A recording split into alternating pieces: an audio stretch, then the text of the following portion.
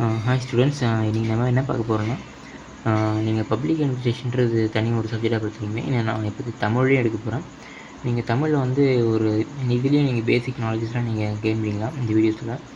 நீங்கள் இப்போ ஃபஸ்ட்டு என்ன பார்க்க போகிறீங்கன்னா, சங்க இலக்கியன்றது நீங்கள் பார்க்க போகிறீங்க. சங்க இலக்கியம் என்னன்னா, சங்க இலக்கியம் அப்படின்னு பார்த்தீங்கன்னா, நீங்கள் ஒரு 6th-லேருந்து 12th வரைக்கும் நீங்கள் கேள்விப்பட்டே இருப்பீங்க, ஒரு வார்த்தையாக இருக்கும். ஆனால் இது வரைக்குமே ஒரு பேசிக் நாலேஜ் வந்து அந்த நீங்கள் ஒரு ஐடியாவே இல்லாமல் இருந்திருப்பீங்க. ஸோ இந்த வீடியோ எண்டிங்கில் வந்து ஒரு நல்ல ஒரு ஐடியாவும் உங்களுக்கு கிடைக்கும் நம்புகிறேன். ஸோ ஃபஸ்ட்டு நீங்கள் பார்த்திங்கன்னா, இலக்கியம்னா என்னென்னு நீங்கள் கற்றுக்கணும். இலக்கியம்னா என்னென்னு ஒரு ஐடியா உங்களுக்கு கிடைக்கணும். ஓகேவா? சங்க இலக்கியம் வந்து அது இலக்கியம்னா உங்களுக்கு தெரியணும். ஃபஸ்ட்டு இலக்கியம்னா ஒரு ஹிஸ்ட்ரின்றதுன்னு சொல்லலாம். ஃபஸ்ட் ஆனால் இலக்கியன்றது ஒரு கலை.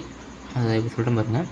அந்த காலத்தில் இருந்த ஒரு மக்களுடைய எண்ணங்கள் எப்படி இருந்தது, உணர்ச்சிகள்லாம் எப்படி இருந்தது, அனுபவங்கள் எப்படி இருந்தது, அவங்களுடைய பண்பாடு எப்படி இருந்தது. ஸோ அதெல்லாம் ஒரு வெளிப்படுத்தணும்ல. இப்போது எப்படி கல்வெட்டில் நம்ம வெளிப்படுத்தணும், ஆனால் அது ஒரு இலக்கியம் அப்படின்னு சொல்ல முடியாது. அது வந்து இப்போது எப்படி சொல்லுவாங்கன்னா, ஒரு கவிதை வடிவத்தில் சொல்லுவாங்கள்ல, அதை வெளிப்படுத்தும் ஒரு மொழி வடிவில் வெளிப்படுத்துகிற ஒரு கலை வடிவம்னு சொல்லுவோம். கவிதை வடிவத்தில் அந்த மாதிரிலாம் இப்போ நம்ம படிக்கணும்ல, சிலப்பதிகாரம், மணிமேகலையில்.